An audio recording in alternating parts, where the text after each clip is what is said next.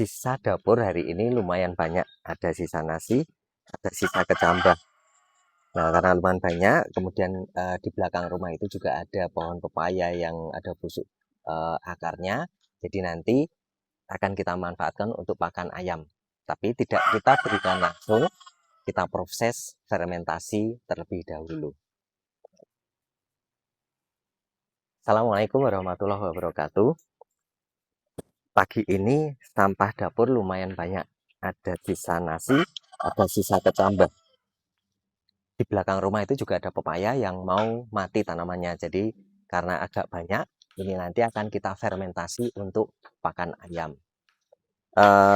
Kenapa misalnya kayak kecambah ini lumayan banyak? Nah, ini salah satu yang perlu kita cermati juga ya. Jadi kadang kalau di dalam rumah tangga itu waktu beli bahan untuk sayur, karena di toko ataupun di pasar itu biasanya kan beli kadang udah bungkusan ya agak banyak. Rencananya memang beli di hari Minggu masuk ke kulkas, nanti rencana mau dimasak, tapi ternyata karena kesibukan mungkin tidak sempat dimasak, jadi akhirnya malah menjadi sampah seperti ini. Tapi ini tetap masih bisa kita manfaatkan. Ini tanaman pepaya yang busuk. Kemarin karena di sini ada kandang ya, jadi kemungkinan dia panas di sini akhirnya busuk batang, tanamannya mau mati. Jadi ini nanti kita manfaatkan untuk pakan. Jadi ini nanti akan kita fermentasi bersama dengan sampah dapur tadi.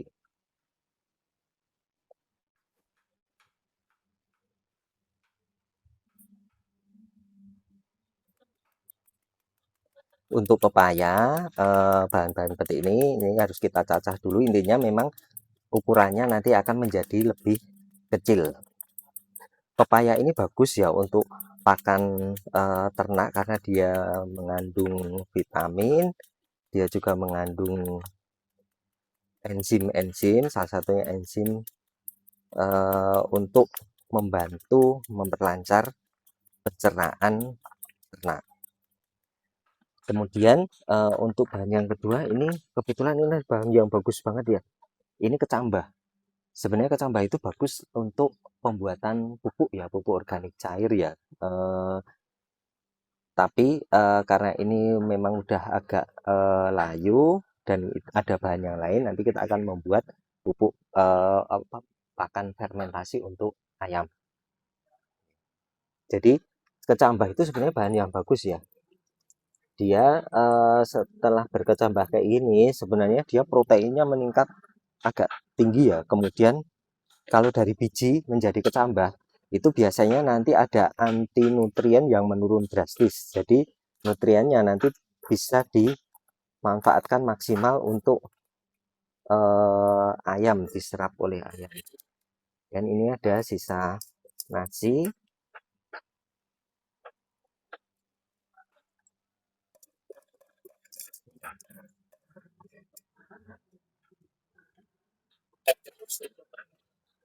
Ini kita campur. Tapi kan ini bahannya kan jadi bahan yang masih bahan lumayan basah ya, basah sekali. Jadi kalau mau bagus itu untuk fermentasi nanti nggak terlalu basah. Jadi istilahnya kalau Jawa itu kondisinya nanti nyemek, nyemek. Jadi untuk mendapatkan kondisi nanti yang apa ideal untuk fermentasi, nanti kita ada penambahan bahan yang lain.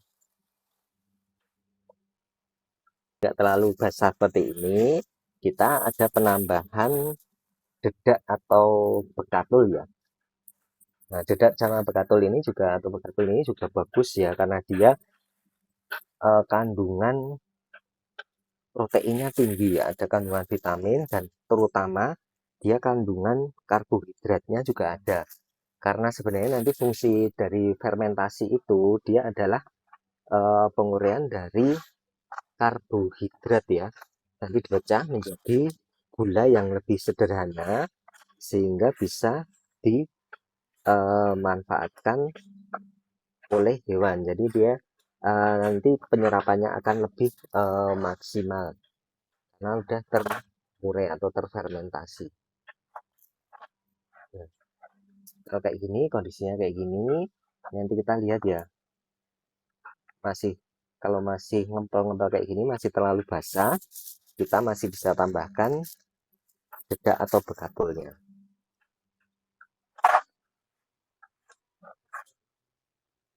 Nah, untuk selanjutnya ini untuk mempercepat proses fermentasinya itu kita ada penambahan biakan mikrobia. Sebenarnya kita sudah ada ya biakan-biakan mikrobia yang dijual di pasaran.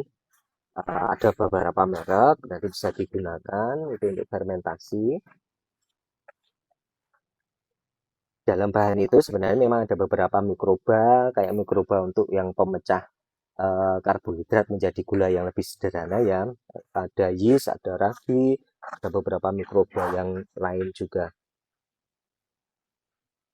Nah, kalau saya udah punya biakan mikroba seperti ini ya. Ini udah ada penambahan molase. Nah, ini nanti untuk energi dari mikroorganismenya itu untuk mengolah bahan yang akan difermentasi ini. Nah, ini kita tambahkan, nanti kita aduk ulang. Sebenarnya untuk fermentasi itu kan mikroba yang bekerja itu kan mikroba yang spesifik ya, yang spesifik dia mikroba khusus ya, bukan mikroba pembusukan pada umumnya. Jadi kalau mau aman sebenarnya memang bahan-bahan itu kalau mau bagus direbus dahulu. Seperti ini seperti pembuatan tape. Nah, itu kan bahan-bahan kan direbus dahulu.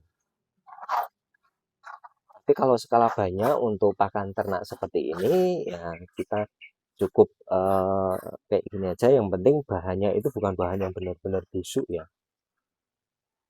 Kemudian kita ada penambahan biakan mikroorganisme. Nah, ini nanti yang kita harapkan dia akan lebih dominan. Jadi proses fermentasinya nanti bisa berjalan sesuai dengan keinginan kita.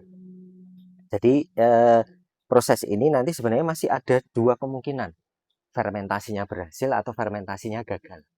Kalau fermentasinya berhasil, nanti akan terjadi pemecahan karbohidrat atau gula menjadi gula yang lebih sederhana, dan itu ditandai dengan aroma fermentasi kayak aroma tape seperti itu ya. Tapi kalau fermentasinya gagal, nanti yang lebih dominan itu mikroba yang pembusukan sampah ya, akhirnya nanti yang terbentuk kemungkinan amonia dan hidrogen sulfida, jadi lebih bau. Nah, itu nanti bisa menjadi sebuah ciri ya. Nah, kemudian kalau udah seperti ini, nanti ini kita plastik, kita simpan di dalam plastik.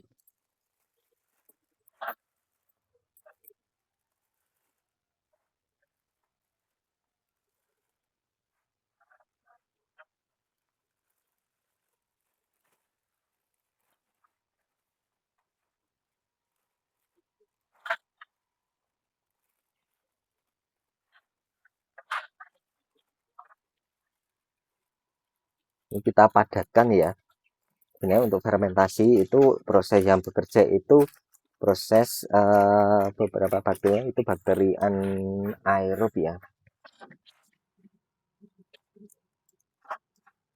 Ini saya plastiknya pakai plastik yang kecil seperti ini karena nanti supaya saat ini mau diberikan ke ayam ya, satu plastik ini cukup untuk satu ayam. Jadi nanti mungkin ada beberapa plastik nanti bisa kita berikan karena ketika ini nanti dibuka untuk ayam ya, satu plastik ini harus segera dihabiskan oleh ayam. Oke, teman-teman Ayo Sinau, itu dulu mungkin yang bisa saya sampaikan. Besok kita lihat hasil dari fermentasi ini hasilnya seperti apa.